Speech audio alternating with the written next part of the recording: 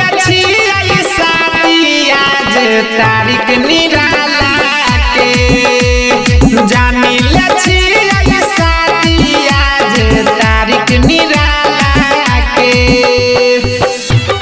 तारीख निराला के डीजे कंचन राज जानी ले छी हाजीपुर वैशाली जानी ले छी तारीख निराला के भोजपुरी से काम न चलत मैथिली गाना बाबा हिलत भोजपुरी से काम न चलत मैथिली गाना बाबा हिलत